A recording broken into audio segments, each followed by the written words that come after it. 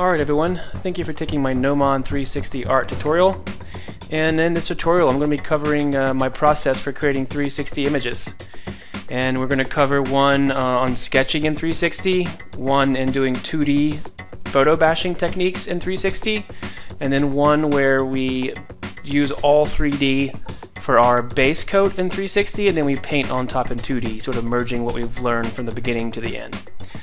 And with that being said, we have a brief overview of what we're going to do. Let's jump in, let's have some fun.